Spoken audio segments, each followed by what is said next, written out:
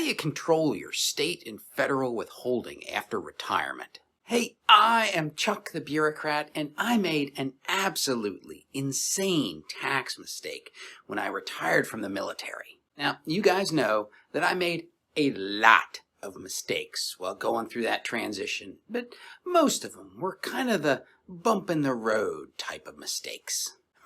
But when it came to my state and federal taxes, it was more like that meme where the school bus tries to pass in front of the train and just gets clobbered.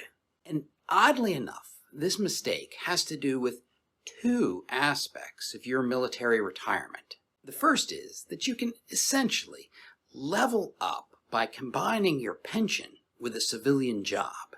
And when you retire, you stop getting an LES, and instead you start getting something called a retiree account statement from DFAS. All right, to put things into perspective, I retired on the 1st of March in 2023, and that meant it was almost a full year before I had to file my taxes for 2023. Prior to my retirement, I was making colonel's pay, and my wife had a good government job, so together, we were paying taxes on about $175,000.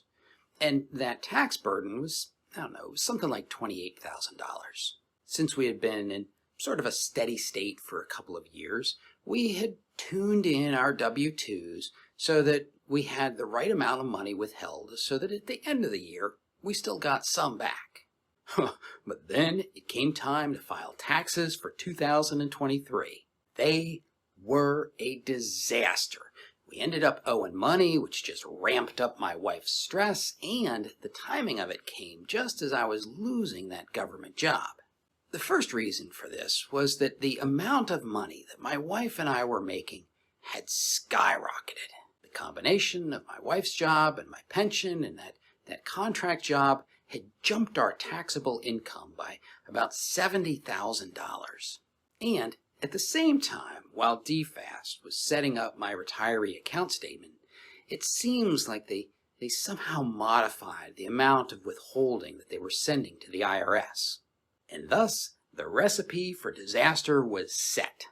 Now, the only saving grace for my wife and I was that I was following that sort of vague and non-specific advice that you get through transition assistance to have a large cash reserve on hand. I was able to pay Uncle Sam and move on with my life, but I'm serious. I have taken a serious interest in my taxes. And today what I want to do is show you how to access your retiree account statement and check out your own situation. First, you got to log in to DFAS MyPay. And by now, you might be sick of me making this point, but I swear it's true. You must become comfortable using your password to log into DFAS long before you have to turn in your CAC. This password is unique to MyPay, it's complicated, and if you rely on your CAC card to log in until after you've outprocessed, resetting your password can be a nightmare. That's because the contact information that DFAS has on you, it's likely to be your military email. An email address that you don't have access to once you're out. Okay, you log in, you do the whole two-factor authentication thing, you agree to their terms, and then you are presented with this screen. See how it says Separated Army Active Duty? This is not your retiree account statement. This is where they will park all of your military pay information, like the W-2 that covers the last few months that you're on active duty. But to get to the account that you really want, you gotta choose an account and pick the Army Military Retiree option. I don't know how to make the retiree account statement, the account that automatically shows up when you log in, but if you know, I would love to hear. Now, on the website, you can get pay item descriptions, but there really isn't a great tab to show your year-to-date taxable income and withholding. However, if you click on that printer-friendly ERAS, you get a PDF that provides you estimated year-to-date numbers.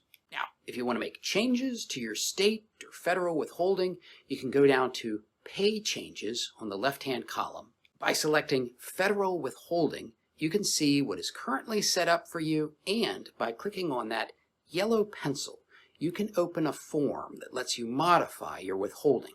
You just got to bear in mind that it won't take effect immediately. The same thing goes with your state withholding, and at this point, I always like to make this foot stomp. When you retire, you can no longer use your home of record as the place where you file your state taxes. You have to file your state taxes in your state of residence. So for me, I went from not paying state taxes because my home of record was in Pennsylvania to paying state taxes in the state of Virginia.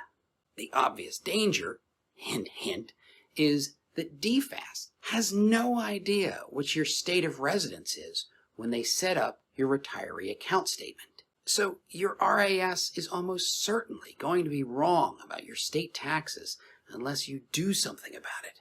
Anyways, taxes are never fun, and I'm telling you, military retirement does not make them more fun.